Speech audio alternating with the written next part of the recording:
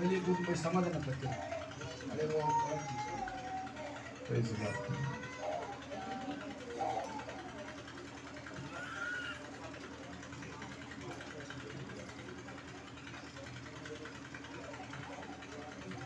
இன்றைக்கு தேவ செய்திக்கு நாம் தியானிக்க சங்கீதம் 46 10வது வசனத்தை நாம் வாசிப்போம்.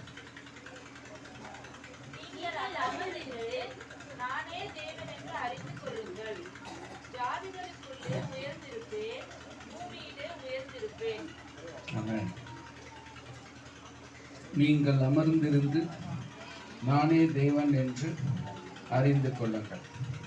நம்ம ஜெபிக்கலாம். பரிசுத்தமுள்ள நல்ல ஆண்டவரே, உம்முடைய வேத வாக்கியங்களுக்காக நன்றி. போன வாரம் இந்த வேத வாக்கியங்களை குறித்து எங்களோடு பேசினீர், இடைப்பட்டீர். சோதனை இந்த கால வேளையில் எங்களோடு நீ பேசுகிற தேவன், நீ பேசும், நீ மறைத்து வெளிப்படும்.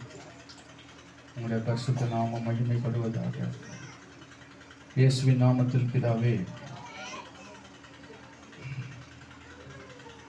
ஆண்டவருக்கு ஸ்தோத்திரம். ஆண்டவர் சொல்றாரு, நீங்கள் அமர்ந்திருந்து நானே தேவன் என்பதை அறிந்து கொள்ளுங்கள். ஆண்டவர் சொல்றார். ஆண்டவரை அறியறதுக்கு ஆண்டவர் சொல்லுகிற காரியம் என்னன்னா, அமர்ந்திரு. நீங்கள் ஆண்டவரை அறிய வேண்டும் என்று சொன்னார். நம்முடைய இயேசுவை, பிதாவாகிய தேவனை, பரிசுத்த ஆவியானவரை நீங்கள் அறிந்து கொள்ள வேண்டும் என்பது தேவனுடைய சித்தம். அப்போ அறிந்து கொள்வதற்கு ஆண்டவர் நமக்கு கொடுக்கிற ஆலோசனை என்னன்னு கேட்டா, அமர்ந்து. You wait upon the Lord, then you will understand who is God. நீ அமர்ந்திருக்கும் பொழுது நான் என்னை உனக்கு வெளிப்படுத்துவேன்.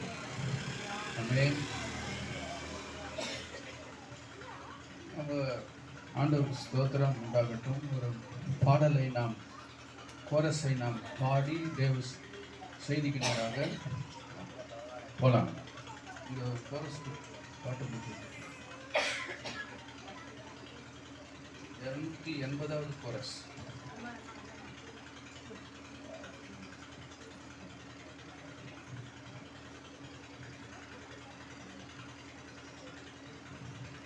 என்னோட யாராவது மைக்கில் பாடுங்க.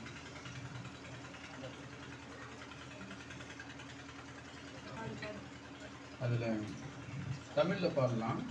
அந்த பாட்டை 280வது, அது நமக்கு தெரிஞ்ச பாட்டு தான்.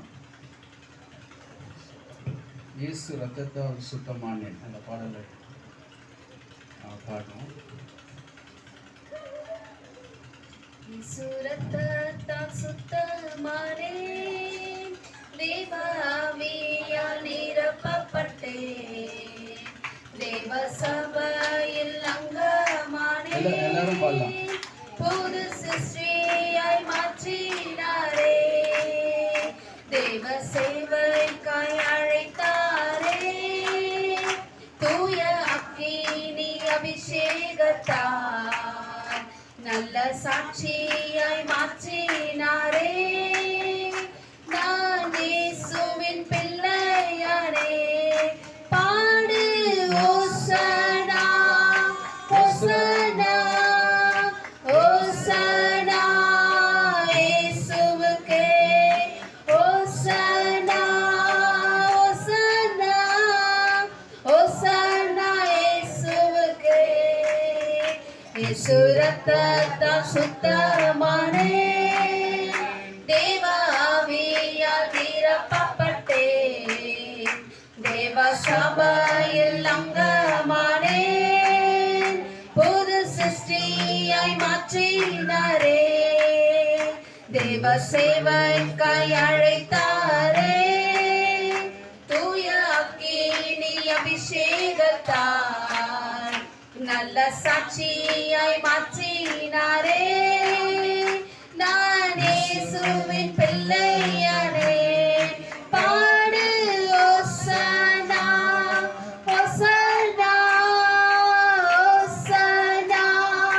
இயேசுவுக்கே ஹோசன்னா ஹோசன்னா ஹோசன்னா இயேசுவுக்கே.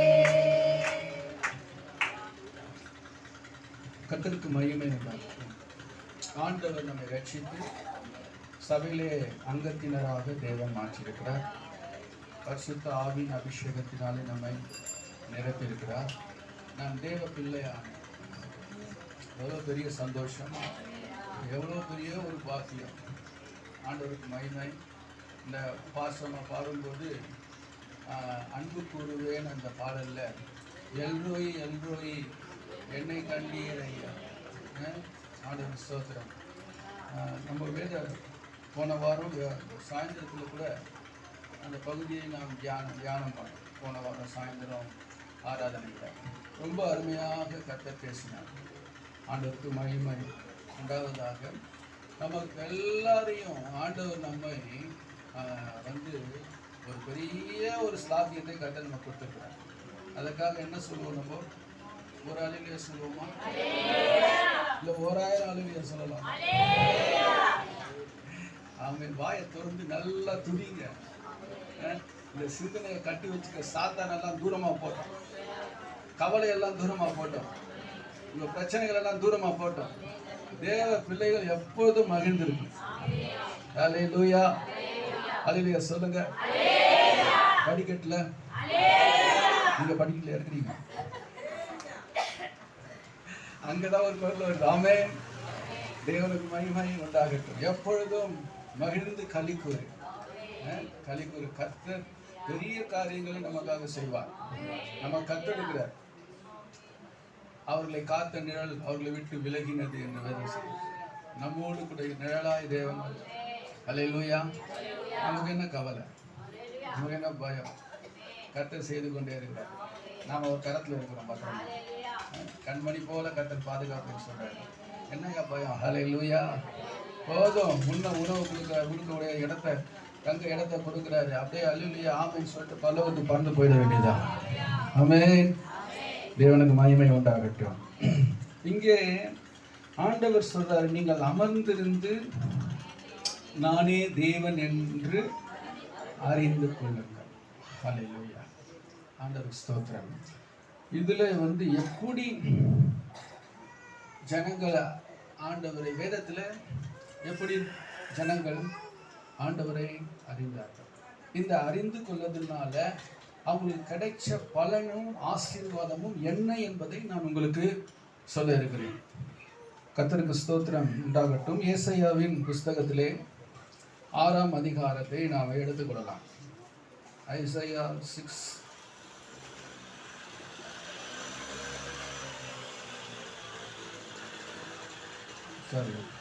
ஐசாயா 7:6 படிங்க. இந்த 2 புகைக்கிற கொள்ளை கட்டிகளாகிய சிறியரோடு வந்த ஏத்தினும் ரெமலியாவின் மகனும் கொண்ட முக்கர கோபத்தின் நிமித்தம் உன் இருதயம் துவள வேண்டாம். ஆமென். இன்னொரு முறை படிக்கலாம். நீ பயப்படாமல் அமர்ந்திருக்க பார். இந்த 2 புகைக்கிற கொள்ளை கட்டைகளாகிய சீரியரோடு வந்த ஏத்தினும் ரெமலியாவின் மகனும் கொண்ட முக்கர கோபத்தின் நிமித்தம் உன் இருதயம் துவள வேண்டாம். ஆமென். ஆண்டவர் சொல்றாரு, உன் இருதயம் துவள வேண்டாம். ஆண்டவர் விரும்புகிறது நம்ம வாழ்க்கையில உன் இருதயம் துவள வேண்டாம் என்று கர்த்தர் விரும்புகிறார். இங்கே நம்ம படிக்கிறோம், நீ பயப்படாமல் அமர்ந்திருக்க பார் என்று கர்த்தர் சொல்றார். யார்கிட்ட சொல்றார் அப்படின்னா, அங்கே உசியா, அதாவது யூதாவின் ராஜாவாகிய ஆகாசுக்கு கர்த்தர் சொல்லுகிறார். இந்த 7ஆம் அதிகாரம் 1வது வசனத்திலே இப்படியாய் சொல்லப்பட்டிருக்கிறது. உசியாவினுடைய குமாரனாகிய யோதாவின் குமாரன் ஆகாஸ் என்னும் யூதா தேசத்து ராஜாவின் நாட்களிலே ரெட்சீன் என்னும் சீரியாவின் ராஜாவும் ரெமலியாவின் குமாரனாகிய பெக்கா என்னும் இஸ்ரவேலின் ராஜாவும் எருசலேமின் மேல் யுத்தம் பண்ண வந்தார்கள். 2 ராஜாக்கள் வருகிறார்கள். ஒன்று யாரு? சீரியாவின் ராஜா, இன்னொன்னு இஸ்ரவேலின் ராஜா. இந்த 2 ராஜாக்களும் இவனை பிடிக்கும்படிக்கு, எருசலேமை கேப்சர் பண்ணும்படிக்கு அவங்க 2 பேரும் வராங்க. அப்போ வரும்பொழுது இந்த ஆகாசுக்கு பயம் உண்டாகும். ஐயோ என்ன ஆகுமோ அப்படின்னு சொல்லி உங்களுக்காக அவன் பயந்து இருதயம் கலங்கினவனாக இருக்கிறான். அப்பொழுதுதான் கர்த்தர் சொல்றாரு, நீ பயப்படாமல் அமர்ந்திருக்கப்பா. இந்த 2 புகைகிற கொல்லிக்கட்டைகள் ஆகிய சிறியரோடு வந்த ரெக்சீனும் ரெமலியாவின் மகனும் கொண்ட உக்கிர கோபத்தின் நிமித்தம் உன் இருதயம் சோத்திரம். அவங்களுடைய உக்கிர கோபத்தின் நிமித்தம் நீ என்ன செய்யாத, உன் இருதயம் தோல வேண்டாம் என்று சொல்லி ஆண்டவர் அவனை தேற்றுகிறதை ஆண்டவர் சோத்திரம். சில பேர் கூட நம்ம மேல உக்கிர கோபமா, யாராவது உங்க மேல உக்கிர கோபமா மாறி இருக்கிறாங்களா? ரொம்ப அடிக்கிற மாதிரி வந்துட்டாங்களா? ரொம்ப உக்கிரமா வந்திருக்கிறாங்களா? ஆண்டவர் சொல்றாரு, உன் இருதயம் அவங்களுக்கு தோல வேண்டாம். ஆண்டவருக்கு சொல்றாரு, நீ பயப்படாமல் அமர்ந்திருக்கப்பா. ஆண்டவருக்கு மகிமை உண்டாவதாக. கர்த்தர், நீ எதுவும் செய்யாத, அவங்களோட நீ யுத்தம் பேசாத, யுத்தம் செய்யாத. நீ என்ன பண்ணு, நீ பேசாம ஒரு இடத்துல உட்கார்ந்து விட்டார். அல்லேலூயா. நீ என்ன பண்ணு, ஓடாத, அலையாத, நீ கத்தி கத்தி அவங்களோட பேசாத, அவங்கள குறித்து மற்றவங்ககிட்டையும் எதுவும் சொல்லாத. நீ என்ன பண்ணு, உட்காந்து என்ன பாருன்னு ஆண்டவர். ஆண்டவர் ஸ்தோத்திரம் உண்டாகட்டும். 2வது வசனம் படிங்க. சீரியர் எக்காமின் சார்ந்திருக்கிறார்கள் என்று தாவீதின் குடும்பத்துக்கு அறிவிக்கப்பட்டபோது, ராஜாவின் இருதயமும் அவன் சனத்தின் இருதயமும் காட்டில் உள்ள மரங்கள் காற்றினால் அசைகிறது போல் அசைந்தது. அவன் இருதயம் எப்படி அசைஞ்சுதான்? காட்டில் உள்ள மரங்கள் எப்படி காட்டினால் அசைகிறதோ அதுபோல் அவன் இருதயம் என்னாச்சா? அந்த ஸ்தோத்திரம். அவன் இருதயத்தை அப்படியே அசைஞ்சு காற்றுல பார்த்து, காட்டில் பெரிய பெரிய மரம் இருக்கும், மலையிலலாம் பெரிய பெரிய மரம் இருக்கும். அது என்ன பண்ணும், அப்படியே உயரமாக இருக்கும். அந்த மரம் காற்று அடிச்சுன்னா அப்படியே என்ன பண்ணும், இப்படி ஆடும், அந்த பக்கம் ஆடும் இல்லையா? அவ்வளோ பெரிய மரம், 100 வருஷம் மரம்லாம் இருக்குது, 50 வருஷம் மரம்லாம் இருக்குது இல்லையா? அந்த மரம் அப்படியே அசையும். அது போல இவன் இருதயம் அப்படியே அசைந்ததாம். இருதயம் அசைஞ்சிருச்சு. அது வந்து திடனா இருந்தான். இப்போ என்னாச்சு, திடம்லாம் போச்சு. இப்போ 2 பேர் நிமித்தம் இருதயம் என்னாச்சு, அசைந்து கொண்டு இருக்கிறது அப்படின்னு சொல்றாரு. அப்போதான் கர்த்தர் பேசுறாரு, நீ பயப்படாமல் நீ அமர்ந்திருக்கப்பா என்று கர்த்தருடைய வார்த்தை அவனுக்கு வருகிறது.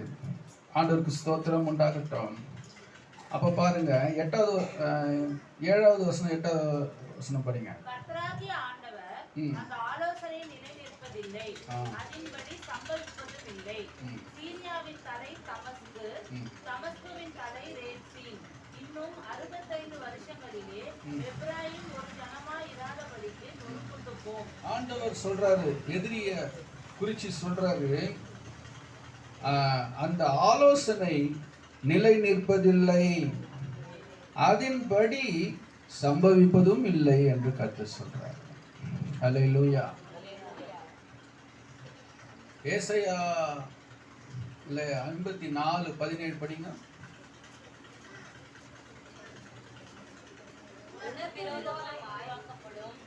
எந்த ஆயுதமும் வாய்க்காதே போம்.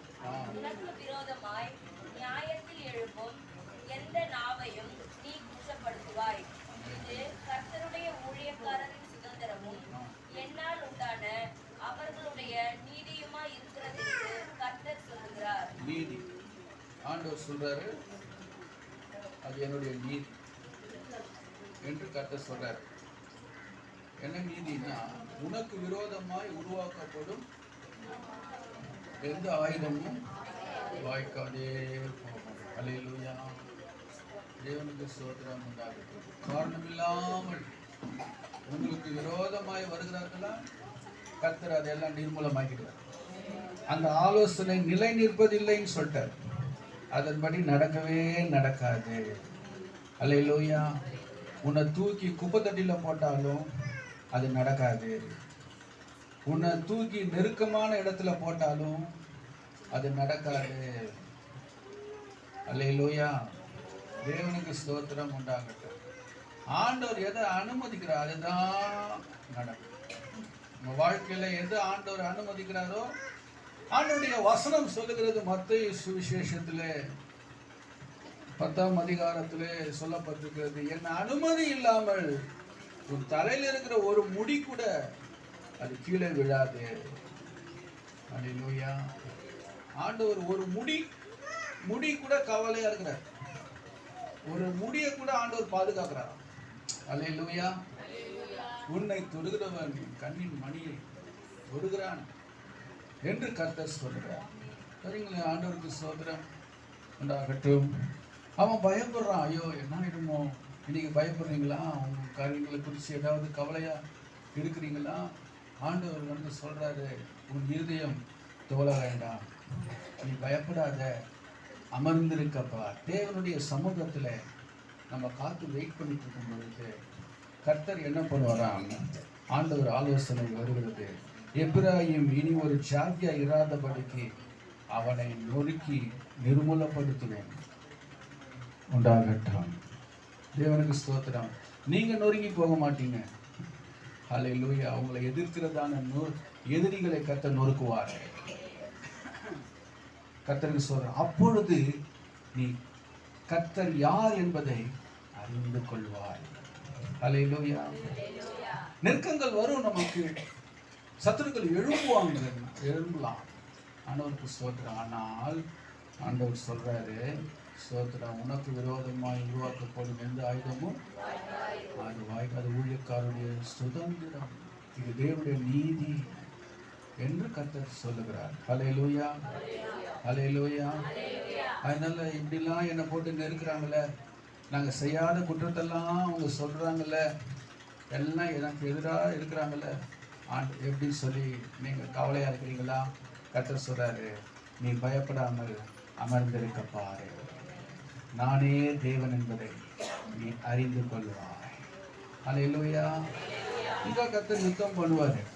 தேவனுக்கு மகிமை உண்டாவதாக. அங்க கர்த்தருக்கு ஸ்தோத்திரம் உண்டாகட்டும். பாருங்க, அடுத்தது பாருங்க, லூக்கா சுவிசேஷம் 10ஆம் அதிகாரத்திலே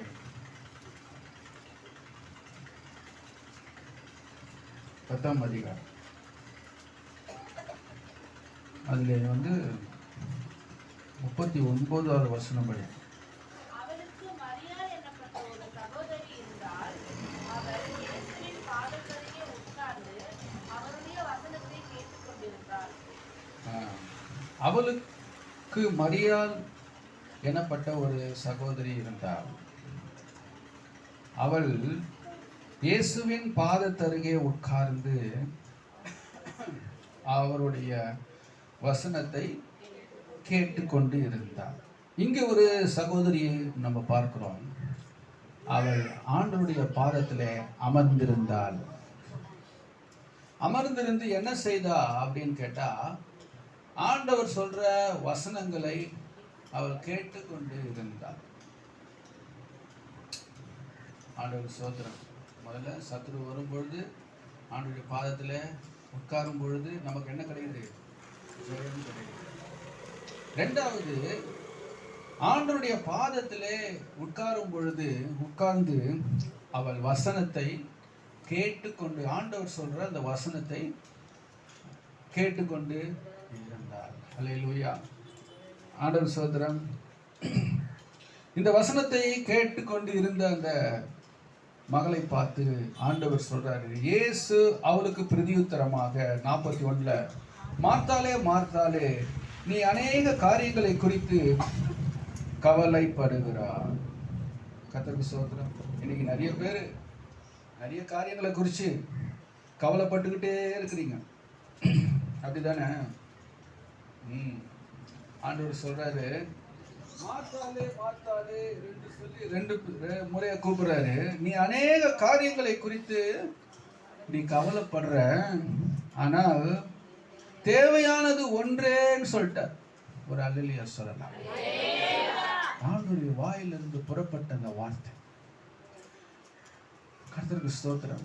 அநேக காரியங்களை குறித்து கவலைப்படுகிறவர்களுக்கு கர்த்தர் சொல்றாரு, தேவைப்படுகிறது ஒன்றே. ஒண்ணுதாம்மா, 1000 கிடையாது. உனக்கு தேவைதான் ஒன்னே ஒண்ணுதான் உனக்கு தேவை. அதை நீ கத்துக்கோ. என்ன தெரியுமா? மரியாள் தன்னை விட்டு எடுப்படாத நல்ல பங்கை அவள் தெரிந்து கொண்டாள். ஸ்தோத்திரம். மரியாள் என்ன பண்ணா? நீ நிறைய காரியங்களை குறித்து கவலைப்படுறப்பா, நீ கவலையா இருக்குது, எனக்கு கஷ்டமா இருக்குது. நீ கவலைப்பட வேண்டியது அவசியம் இல்லைங்க. நீ செய்ய வேண்டியது ஒண்ணுதான், ஒன்னே ஒண்ணுதான். நீ ஆண்டவருடைய பாதத்தில் உட்கார்ந்து கற்றுக்கொள். ஆமென். நீங்க எத்தனை பேர் ஆண்டவருடைய பாதத்தில் உட்கார்ந்து நம்ம கற்றுக்கொள்ள விருப்பமா இருக்கிறோம்? எத்தனை பேர் கற்றுக்கொள்ள, ஆண்டவருடைய வசனங்களை கேட்டு அறிந்து கொள்ள எத்தனை பேர் விருப்பமா இருக்கிறீங்க? ஆண்டவர் சொல்றாரு, நீ ஒன்னே ஒண்ணுதான் செய்யணும்மா. கர்த்தருக்கு ஸ்தோத்திரம். என் பாதத்துல உட்கார்ந்துன்னு சொல்றாரு. ஏன்ச்சு அங்க ஓடு இங்க ஓடு, அந்த வேலை சரி, ஏறு மேலே ஏறு கீழே ஏறுன்னு சொல்ல ஆண்டவர். கடினமா உலகத்தார் வேலை வாங்குவாங்க, ஆனா நம்ம ஆண்டவர் அப்படி செய்வது கிடையாது. ரொம்ப லகுவானதை கர்த்தர் நமக்கு என்ன சொல்றாரு? போதிக்கிறார். நீ அமர்ந்து என் பாதத்துல நீ உட்கார்ந்து கேளு, வசனத்தை கேளு. அப்ப என்ன நடந்தது? அப்போஸ்தலர் நடவடிக்கை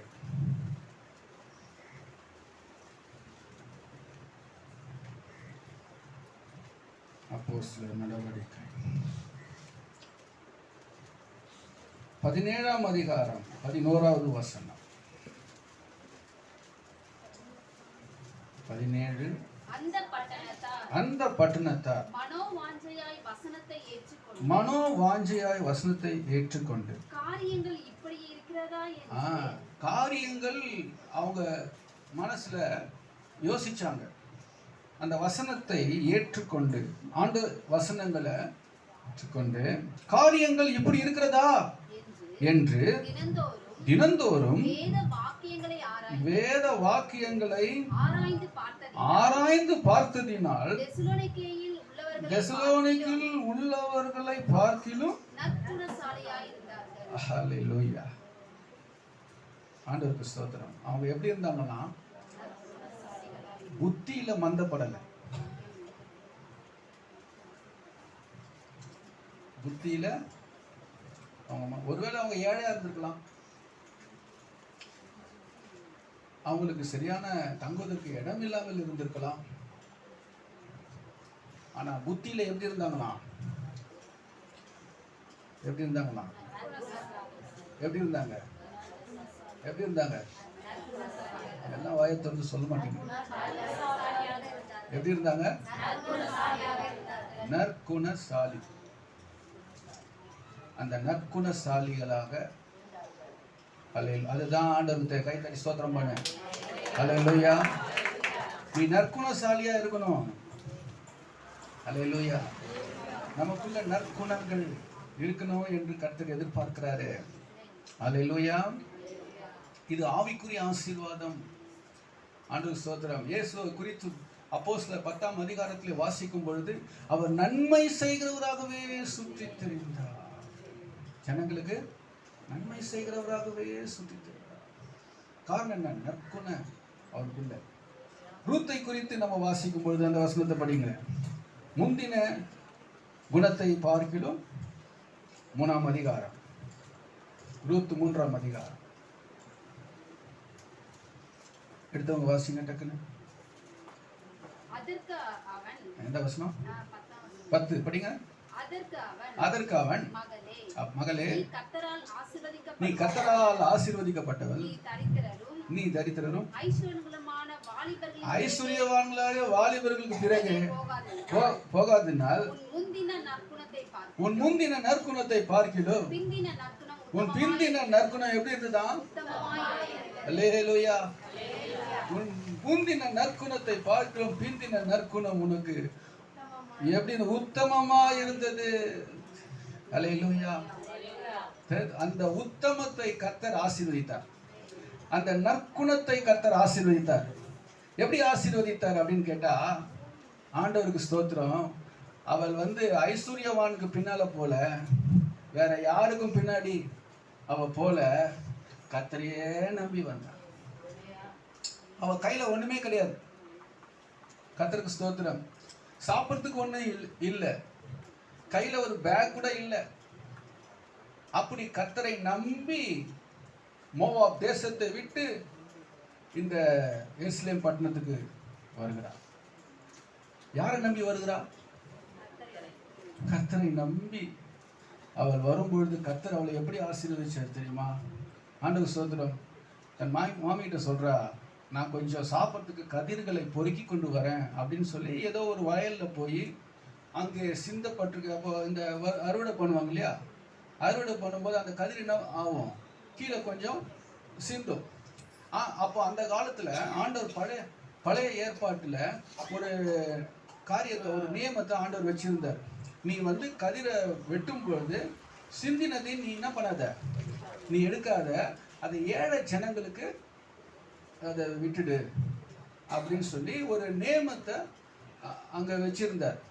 அப்போ இவ போய் அந்த கதிர்களை பொறுக்கும் பொழுது அந்த தற்செயல்னு சொல்லப்பட்டது. தற்செயலாக அது போவாசுடைய நிலமாய் இருந்தது. ஆமென். அப்போ இந்த போவாசத்தை குறித்து தான் போன வாரத்தில் நான் பிரசங்கம் பண்ணேன். நீங்க ரூத்தின் சரித்திரத்தை எடுத்துக்கொள்ளுங்க.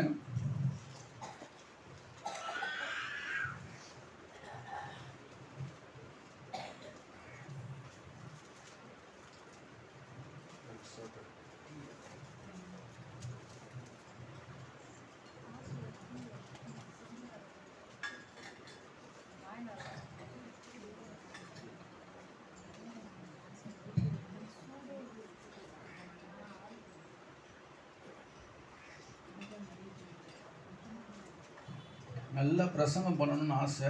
ஆண்டவருக்கு ஸ்தோத்திரம். கர்த்தர் எனக்கு பலனாக இருப்பாராக. ஆமென்.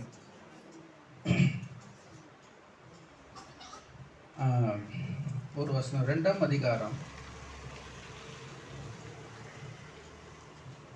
அதிலே 10வது வசனத்தை படிப்போம்.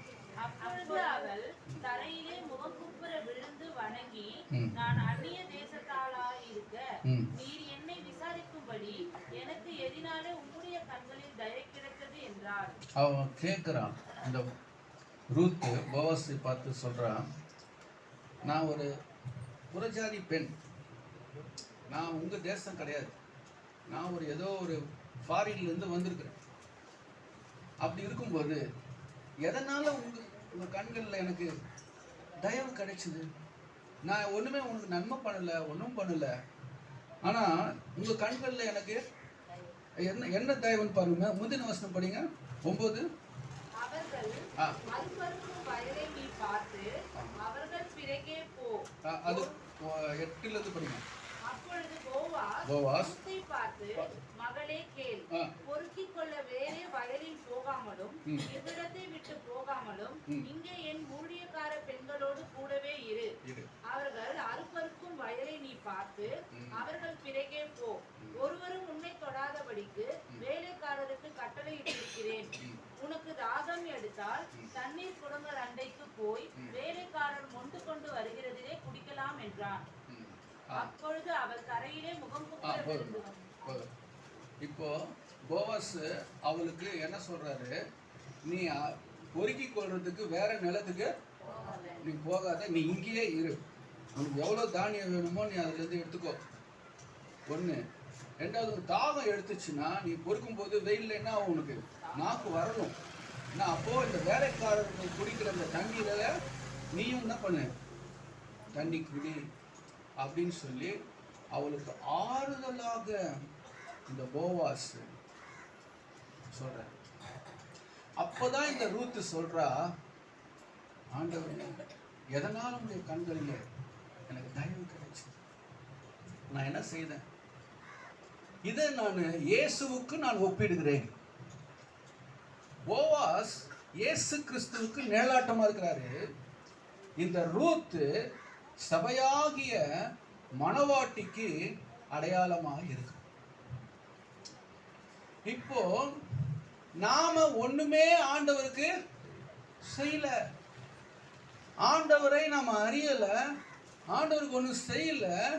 நாம் பாவிகளா இருக்கையில் கிறிஸ்து நமக்காக மரித்ததினால் தேவன் நம்மேல் வைத்த தமது அன்பை விளங்க பண்ணினார். நாம் பாவம் செய்து தேவனுக்கு விரோதமாய் காணப்பட்ட பொழுது ஆண்டவருடைய இரக்கமும் அன்பும் நம்மை சந்தித்தது. அப்போ நம்ம சொல்லணும், இந்த ரூத்தை போல, ஆண்டவரே இது எதனால் எனக்கு கிடைத்தது, இந்த ரட்சிப்பு எதனால் எனக்கு கிடைத்தது, இந்த சந்தோஷம் எதனால் எனக்கு கிடைத்தது, இந்த சமாதானம் எதனால் எனக்கு கிடைத்தது, இந்த அபிஷேகம் எதனால் எனக்கு கிடைத்தது, இந்த பரலோக பாக்கியம் எதனால் எனக்கு கிடைக்கப்படும். ஹல்லேலூயா. ஆண்டவரே ஸ்தோத்திரம். நம்முடைய இருதயம் நன்றியினால் நிரம்பும். நம்ம முதல்ல யார் என்பதை நாம் அறிந்து கொண்டால் கர்த்தர் செய்த தயவும் அன்பும் பெரிதாய் காணப்படும். ஹல்லேலூயா, ஹல்லேலூயா. ஆண்டவர் சொல்றாரு, வேற நிலத்துக்கு நீ, கர்த்தருக்கு ஸ்தோத்திரம், வேற எங்கேயும் போவாது. உனக்கு வேண்டியதெல்லாம் இங்க இருக்குது. உனக்கு ஆகாரம் வேணுமா, உனக்கு தாகத்துக்கு தண்ணி வேணுமா, உனக்கு என்ன வேணும், I will supply all your needs. உன் குறைவுகளை கிறிஸ்து இயேசுவுக்குள் மகிமையிலே நிறைவாற்றுகிற தேவன் உன்னை அழைத்திருக்கிறார். அப்ப உடனே பாதத்துல கீழே விழுந்து அவர் சொல்ற வார்த்தை, இது எதனால் எனக்கு கிடைத்த தயவு, நான் ஒரு அந்நிய பெண். ஆண்டவருக்கு ஸ்தோத்திரம். அன்பானவர்களே, இன்னைக்கு நீங்களும் நானும் அப்படிதான். மொத்த யூத ஜனங்களுக்காக இயேசு வந்தார். ஆனா இன்னைக்கு ஒருத்தர் கூட அவரை தூக்கி சிலுவையில் அடிச்சிட்டாங்க. அவரை மறுதளிச்சதுனால அந்த ரட்சிப்பு அவங்களை தாண்டி உங்களையும் என்னையும் சந்தித்தது.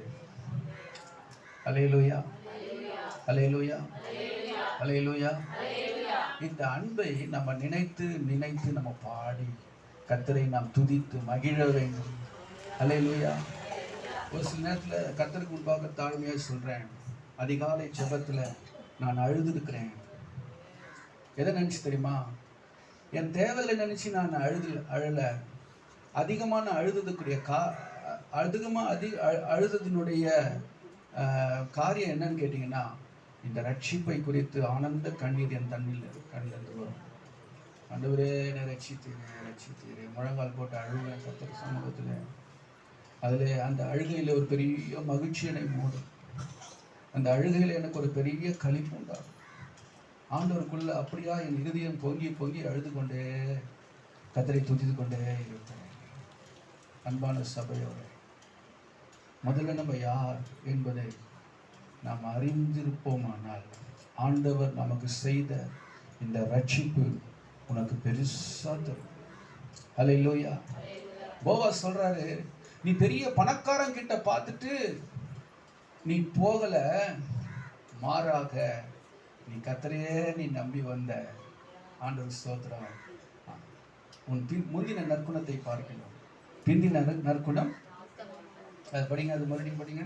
அதற்கு அவன், மகளே, நீ கர்த்தரால் ஆசீர்வதிக்கப்பட்டவயாக, நீ தரித்திரரும் ஐஸ்வர்யலாபமான வாலிபரின் பிறகே போகாததினால் உன் முந்தின நற்குணத்தை பார்க்கிறோம், உன் பிந்தின நற்குணம் உத்தமமாயிருக்கிறது. பொதுவா மனுஷனுடைய மூளை அறிவு எப்படின்னு கேட்டா, ஒரு பெரிய பணக்காரனை பார்த்துட்டா அவங்க பின்னால தான் போவாங்க. ஆண்டவருக்கு ஸ்தோத்திரம். சாதாரணமா எளியவர்களை பின்னால போவதுக்கு மனசு ஒத்துக்காது. பணக்காரங்க யாரு, அவங்கள தேடி தான் ஜனங்க என்ன பண்ணுவாங்க, போவாங்க. அவங்கள ரெஸ்பெக்ட் பண்ண சாருன்னு கூப்பிடுவாங்க. விட்டா காலில் கூட விழுந்துருவாங்க. ஆமென். இந்த போவாஸ் சொல்றாரு, நீ பெரிய பணக்காரனை பார்த்து நீ என்ன பண்ணல, நீ போல, நீ கர்த்தரையே நம்பி வந்த பாரு, உன் உத்தம குணத்துக்கு கர்த்தர் ஆசீர்வாதத்தை கொடுப்பார். சபையாரே, உன் உத்தம குணத்துக்கு கர்த்தர் ஆசீர்வாதத்தை கொடுப்பார். தேவனுக்கு மகிமை, தேவனுக்கு மகிமை உண்டாகட்டும். கர்த்தரை நம்புகிறவன் எவனும் செல்வான். கர்த்தர் ரூத்துக்கு என்ன பண்ணார் தெரியுமா? இந்த போவாசையே, அந்த செல்வந்தனையே கர்த்தர் என்ன பண்ணார்? திருமணம் செய்து வைத்தார். ஹல்லேலூயா, ஹல்லேலூயா. அவ்வளோ பெரிய செல்வந்தன், பெரிய லேண்ட்லார்டு, அவன் பெரிய பணக்காரன். கர்த்தருக்கு ஸ்தோத்திரம். இந்த போவாஸை பார்த்து ரூத்து வரல, கர்த்தரை பார்த்து வந்ததுனால கர்த்தர் அவளுக்கு நன்மை செய்தார். ஹல்லேலூயா. ஏன் நன்மை செய்தார் தெரியுமா? அவருடைய குணம் அப்படி இருந்துச்சு. அவருடைய குணம் அப்படி இருந்துச்சு. போவாஸ் சொல்றாரு, உன் முந்தின குணத்தை பார்க்கிலும் உனக்கு நற்குணசாலியாகி இருக்கிற. இந்த நற்குணம் எப்படி வரும் தெரியுமா? பெரிய பட்டணத்தார் கர்த்தருடைய வசனத்தை ஆராய்ந்து பார்த்ததினால் அவர்கள் நற்குணசாலிகளாய். அதுதான் இந்த மரியாதை செய்தார். ஆண்டவர் சொல்றாரு, நீ அநேக காரியங்களை குறித்து கவலைப்பட்டு இருக்கிற, தேவையானது ஒன்று. மரியாள் தன்னை விட்டு நல்ல பங்கை அமர்ந்து. கர்த்தருக்கு ஸ்தோத்திரம். உங்களை குறித்து சொல்லணும். ஏன் உங்க பசங்க, உங்க பிள்ளைங்க சொல்லணும், எங்க அம்மா நல்லா பைபிள் படிப்பாங்க, எங்க அப்பா வேதத்துல உட்கார்ந்து வாசிப்பா, வேதத்தை வாசிக்காம எழுந்து போக மாட்டார். அது அப்படி இருக்கும் சாட்சி. உங்க சொந்த பிள்ளைங்க உங்களை பார்த்து அல்லேலூயா, வேதத்தை ருசி. கவலைப்படுறதுனால ஆண்டவர் சொல்லிட்டாரு, ஒரு முழத்தை நீ கூட்ட முடியாதுமா. ஒன்றும் கவலைப்படுற, ஒன்றும் செய்ய முடியாது. நீ கவலைப்படுறோம், கவலைப்பட்டுனே தான் இருப்பான், ஒன்றும் பெற முடியாது. ஆண்டவர் சொல்ல, தேவையானது இங்க வா, யூ கம் டு பைபிள், இங்க இருக்கும் ஆசீர்வாதம். அல்லேலூயா சொல்லுங்க. நீ தேடுற ஆசீர்வாதம் இங்க வச்சிருக்கிறார் கர்த்தர். நீ வெங்கையும் தேடி எங்கேயும் அங்கேயும் அலைய தேவையில்லை. நீ போக வேண்டிய வயல்னு ஒன்று இருக்குது, நீ மேய வேண்டிய ஒரு இடம்னு ஒன்று இருக்குது. அந்த இடம் அது இருக்குமானா இந்த வேதம் தான். ஹல்லேலூயா, ஹல்லேலூயா, ஹல்லேலூயா. கர்த்தருக்கு மகிமை உண்டாகும். மூன்றாவது குறிப்பை நீங்கள் எடுத்துக்கொள்ளுங்க. சங்கீதம் 23:2.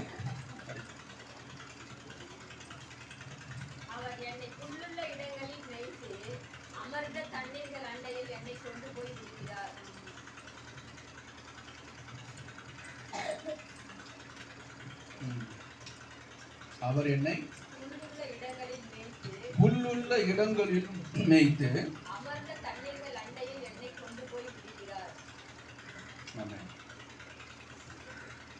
எல்லாம் எடுத்துட்டீங்களா? அந்த சங்கீதத்தை எந்த சங்கீதம் சொன்னேன்?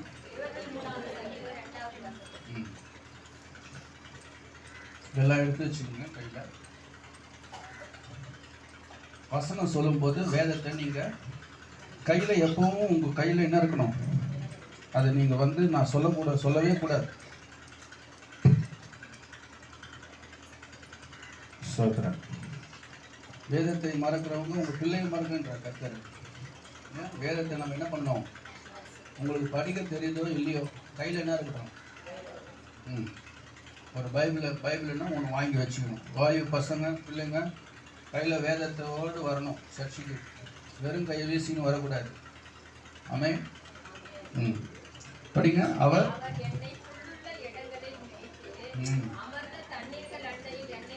இங்க ஒரு தண்ணீர் இருக்குது, அதுக்கு பேர் என்னது கேட்டீங்கன்னா ஸ்டில் வாட்டர், அமர்ந்த தண்ணீர்.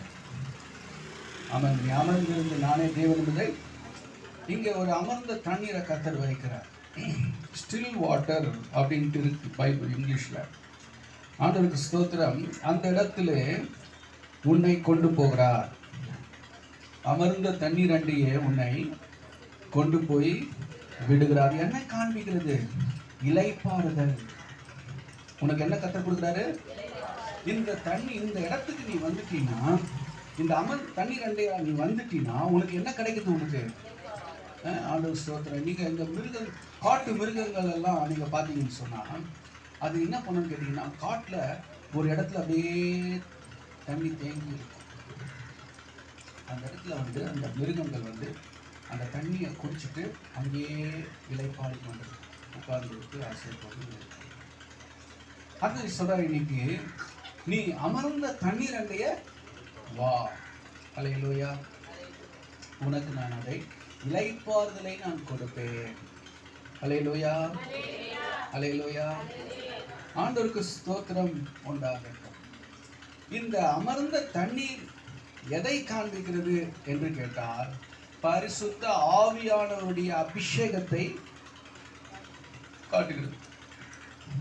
இந்த புல்லுள்ள இடங்கள் எதை காண்பிக்கிறது என்று கேட்டால், வேத வசனத்தை காண்பிக்கிறது.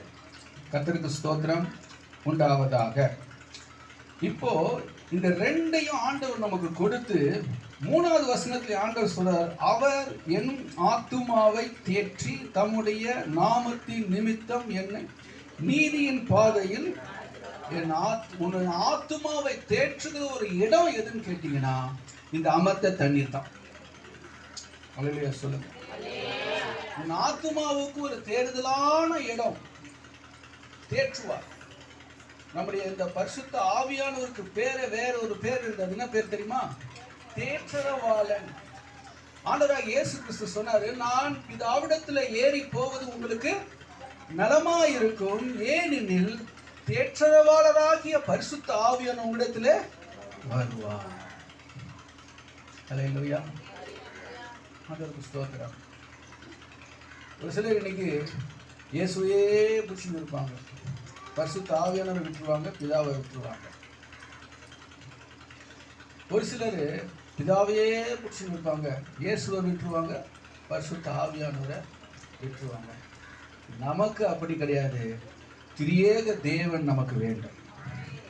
பிதா, குமாரன், பரிசுத்த ஆவி நமக்கு தேவை. ஏன் நமக்கு தேவை? ஏன் இந்த ஆண்டவர் ஆவியானவர் சில நேரத்தில் அந்நிய பாஷையை சில நேரத்தில் பேசாமல் இருப்பாங்க. அதே மௌனமா பொம்மை போல உட்கார்ந்து பொம்மை போல ஆண்டவர் சொல்ற, நீனா பொம்மையா? கர்த்தருக்கு ஸ்தோத்திரம். பொம்மை என்ன பண்ணாது? ஆட்டினாதான், ஆட்டி விட்டாதான் ஆடும். ஸ்தோத்திரம். உன்னை யாராவது ஆட்டி விடணுமா? கர்த்தருக்கு ஸ்தோத்திரம். நீ பொம்மை கிடையாது. உனக்குள்ள என்ன கொடுத்துருக்கிறாரு? பரிசுத்த ஆவியின் அபிஷேகத்தை கர்த்தர் கொடுத்திருக்கிறார். அந்நிய பாஷையின் வரத்தை கர்த்தர் கொடுத்திருக்கிறார். அல்லேலூயா. நீ பொம்மை கிடையாது. உனக்குள்ள ஆவியானவர் இருக்கிறபடினால் அவர் உன்னை நடத்துவார். அல்லேலூயா, அல்லேலூயா, அல்லேலூயா. இந்த ஸ்டில் வாட்டர் இடத்திலே கர்த்தர் கொண்டு வருவாரானால் அங்கே உனக்கு கிடைக்கும் இளைப்பாறுதல். உன்னை தேற்றக்கூடிய ஒரு இடம் எதுன்னு கேட்டா, இந்த அமர்ந்த தண்ணி. அல்லேலூயா. ஆண்டவருக்கு ஸ்தோத்திரம் உண்டாகட்டும். இன்னைக்கு கலங்கி வந்திருக்கிறீங்களா? எனக்கு ஆதரவே இல்லைன்னு சொல்றீங்களா? என் பையன் என்னை கண்டுக்க மாட்டேங்கிறான், என் புருஷனும் என்னை சரியாக விசாரிக்கிறது கிடையாது, பேசுறது கிடையாது, என் உறவினர்லாம் என்னை மறந்துட்டாங்க அப்படின்னு நீங்கள் நினைக்கிறீங்களா? கர்த்தர் உனக்கு இருக்கிறாரு. கர்த்தர் உனக்கு சொல்கிறாரு, அமர்ந்த தண்ணீர் அண்டைக்கு வா. அல்லேலூயா. ஆண்டவர் சொல்கிற, நீ வேலை செய்கிற இடங்களில் உன்னை ஒரு வேலை விரும்பாமல் இருக்கலாம், ஆனால் கர்த்தர் உன்னை விரும்புகிறார். கர்த்தர் உன்னை தேற்ற வாஞ்சியா இருக்கிறார். நீ அமர்ந்த தண்ணீர் அண்டைக்கு வா. அங்கே உன்னை தேற்றக்கூடிய ஒரு பரிசுத்த ஆவியானவர் இருக்கிறார். அல்லேலூயா. தேவனுக்கு மகிமை உண்டாவதாக. இன்னைக்கு நிறைய பேர் கர்த்தருக்கு ஸ்தோத்திரம் இந்த ஆவியான இடத்திலே வருவதற்கு சிரமப்படுகிறார்கள். இல்லை, ரொம்ப சிம்பிள். சின்ன குழந்தைய கூட கர்த்தர் அபிஷேகம் பண்றார். 5ஆம் கிளாஸ் படிக்கிற ஒரு பிள்ளைய கர்த்தர் அபிஷேகம் பண்றார். அபிஷேகம் பெறுவது ரொம்ப ஈஸி, சுலபம். அது ஒரு பெரிய காரியமே இல்லவே இல்லை. இன்னைக்கு கர்த்தர் சொல்றாரு, நீ அமர்ந்த தண்ணீர் அன்னைக்கு உன்னை தேற்றுவார் கர்த்தர். ஹல்லேலூயா.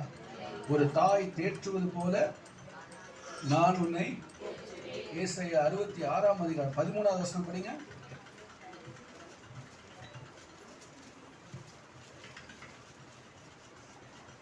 ஒருவனை அவன் தாய் தேற்றுவது போல் நான் உங்களை தேற்றுவேன், நீங்கள் எருசலேமிலே தேற்றப்படுவீர்கள். ஆமென். எப்படி தேற்றுவாரு? ஒரு தாய் ஒரு குழந்தை அழுதுச்சுன்னு சொன்னா அதை சும்மா கீழே போட்டு போயிட மாட்டான். அந்த குழந்தைக்கு வேண்டிய ஆகாரத்தை கொடுத்து அதை தேற்றி வேடிக்கை காமிச்சு, கிளியை பாரு, காக்காவை பாரு அப்படின்னு சொல்லி ஆறுதல் படுத்துகிறாளோ அதுபோல கர்த்தர் உன்னை என்ன பண்ணுவாரு? ஆறுதல் படுத்துவார். அல்லேலூயா. தேவனுக்கு மகிமை உண்டாவதாக. So all you need the anointing of the Holy Spirit. உனக்கு அபிஷேகம் தேவை. அபிஷேகம் இல்லாம நம்மளால வாழ முடியாது. அல்லேலூயா. அது கஷ்டம். கிறிஸ்துவ வாழ்க்கை ரொம்ப கஷ்டமா இருக்கும். தள்ளின்னு போற மாதிரி இருக்கும். உண்மையிலே இப்போ வண்டி பார்த்துருக்கீங்களா? இப்போ பாருங்க, ஆண்டவருக்கு ஸ்தோத்திரம் உண்டாகட்டும். இந்த வண்டியை வந்துட்டு முன்னெல்லாம் பார்த்தீங்கன்னா இந்த கை வண்டி இருக்கும். என்ன, முன்னாடி ஒரு கயிறு கட்டியிருப்பாங்க, 2 பக்கத்துலையும் கட்டை இருக்கும், பின்னாடி உப்பு மூட்டை வச்சிருப்பான். என்ன, இந்த கயிறுல இழுத்துன்னு போனவன் கஷ்டப்பட்டு இழுத்துன்னு போவார். இப்படி அவர் நடைய பார்த்தாலே வித்தியாசமா இருக்கும். சாதாரணமாக நடந்துருக்கும். இந்த கயிறு கட்டி இழுக்கிறதுக்கும் இப்படி நடப்பார், இழுப்பார், கஷ்டம். கர்த்தருக்கு ஸ்தோத்திரம். அபிஷேகம் பெறாத வரைக்கும் உனக்கு பாரமா இருக்கும். ஆனா சில இடங்கள்ல பாத்தீங்கன்னா பின்னால ஒருத்தன் தள்ளுவான் வண்டியை, ஜாலியா முன்னாடி அப்படியே இழுத்துன்னு போவார். அதுதான் பரிசுத்த ஆவியானவர். உன் பாரங்களை குறைக்கும்படிக்கு பின்னால இருந்து கர்த்தர் உன்னை என்ன பண்ணுவாரு? ஈஸியா லகுவாக்குவார். உன் சுமையை தேவன் லகுவாக்குவார். உனக்கு உதவி செய்யும்படி இந்த பரிசுத்த ஆவியானவர் கொடுக்கப்பட்டிருக்கிறார். நீ தனிமையா இருக்கும்போது, உதவியற்ற நிலைமையில இருக்கும் பொழுது பரிசுத்த ஆவியானவர் உனக்கு உதவி செய்ய வல்லவராக இருக்கிறார்.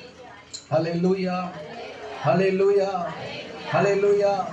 நீ சிரமப்படுகிற நேரங்களிலே பரிசுத்த ஆவியானவர் ஜெபத்தை தேவன் கேட்பார். வசனம் சொல்லுகிறது, அப்போஸ்தலர்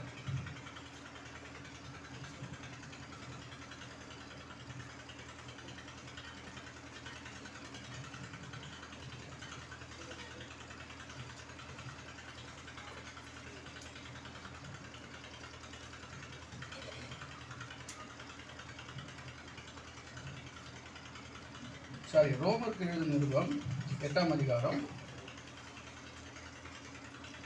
26. அந்தபடியே ஆவியானவரும் நமது பலவீனங்களில் நமக்கு உதவி செய்கிறார். அறியாமல் இருக்கிறபடினால் ஆவியானவர் தாமே உனக்காக வாக்கு கடங்காத பெருமூச்சுகளோடு உனக்காக நமக்காக வேண்டுதல் செய்ய அவர் வல்லவர். கை தட்டி ஸ்தோத்திரம் பண்ணுங்க. அல்லேலூயா, அல்லேலூயா. சில நேரத்தில் அப்படியே டயர்டா இருக்கும், ரொம்ப ஜபமே வராது, வாய் மட்டும் அசையும். அந்த நேரத்தில் ஆவியானவர் இறங்கி வருவார். அந்த அபிஷேகம் இறங்கி வரும். ஆட்டோமேட்டிக்கா பாடல் வரும், ஆட்டோமேட்டிக்கா துதி வரும், ஆட்டோமேட்டிக்கா தேவ பிரசனத்துல களி கூறும்படி ஒரு புது பலனை கற்றுக் கொடுப்பார். அந்த பலத்துல எழும்பி நான் ஊழியம் செய்வேன். அன்பான பிள்ளைகளே, கர்த்தருக்கு ஸ்தோத்திரம். நீ பலவீனப்பட்டிருக்கும் பொழுது, உன்னால முடியாத சூழ்நிலையில இந்த பரிசுத்த ஆவி உன்கிட்ட வருவா. அந்த அபிஷேகம் உன் மேல ஊற்றப்படும். அந்த அபிஷேகம் உன்னை பலப்படுத்தும். நீ பெரிய காரியங்களை எழுந்து செய்வாய். ஹல்லேலூயா, ஹல்லேலூயா. வசனத்தை எடுக்கிறதுக்கு நேரம் இல்லை, அப்படியே நான் சொல்றேன். சிம்சோன் 1000 பேரை கொன்று விடாய்த்து போயிருந்தான். நாக்கு வறட்சி, தண்ணி கிடைக்கல, அந்த ஒரே பாலைவனம். அவன் ஜீவன் போகிற அளவுக்கு அவன் விடாய்த்து போய் பாலைவனத்தில் விழுந்து போய் கிடக்கிறான். அந்த இடத்துல தேவன் என்ன பண்ணார் தெரியுமா? ஒரு நீரூற்றை அந்த பூமியிலிருந்து பொங்க பண்ணினார். அந்த தண்ணீரை கொண்டு போய் எடுத்து அவன் பருகின உடனே அவன் ஜீவன் மறுபடியும் அவனுக்குள் வந்தது. ஹல்லேலூயா, ஹல்லேலூயா. அந்த விடாய்த்த நிலைமையில கர்த்தர் என்ன கொடுத்தார் தெரியுமா? அவனுக்கு தாகம் எடுக்கிற அந்த தண்ணீரை கர்த்தர் கொடுத்தார். தேவனுக்கு ஸ்தோத்திரம். நீ விடாய்த்து இருக்கிற நிலையில, இலை பற்றி இருக்கிற அந்த நிலையில நீ இருக்கும் பொழுது இந்த பரிசுத்த ஆவியானவர் இறங்கி வருவார். உனக்கு ஜீவனை கொடுப்பார், புது பலனை கர்த்தர் கொடுப்பார். கர்த்தருக்கு ஸ்தோத்திரம், கர்த்தருக்கு ஸ்தோத்திரம். இந்த பலவீனத்திலே உதவி செய்கிறது தான் இந்த பரிசுத்த ஆவி. ஹல்லேலூயா. அதுதான் அங்கே வேதம் சொல்லுகிறது, கர்த்தரின் மேய்ப்பராய் இருக்கிறார், நான் என்ன பண்ண மாட்டேன். நீங்க சொல்லிக்கிட்டே கர்த்தரின் மேய்ப்பராக இருக்கிறார், நான் தாட்சி அடைவதில்லை. அவர்கிட்ட எல்லாம் இருக்குது. புல் இருக்குது, தண்ணி இருக்குது, எல்லாம் இருக்குது. அது எனக்கு தேவன் கொடுப்பார். ஹல்லேலூயா. அந்த வசனத்தை ஆரம்பிச்சுட்டு கடைசியில தாவீது முடிக்கும் போது இப்படி சொல்றாரு, கர்த்தருக்கு ஸ்தோத்திரம், என் ஜீவனுள்ள நாளெல்லாம் நன்மையும் கிருபையும் எவ்வளோ அருமையான கை தட்டி ஸ்தோத்திரம் பண்ணுங்க. எவ்வளோ அருமையான வாக்கு கேட்கும். எவ்வளோ அற்புதமான ஒரு தேவன். நமக்கு வேண்டியதெல்லாம் ஆண்டவர் கொடுத்து பெரிய காரியங்களை செய்யணும். நல்லதே கண்களை மூடி ஸ்தோத்திரம் ஸ்தோத்திரம் பண்ணலாமா? ஜீசஸ், ஹல்லேலூயா, ஹல்லேலூயா. ஜீசஸ், ஹல்லேலூயா. அமர்ந்திரு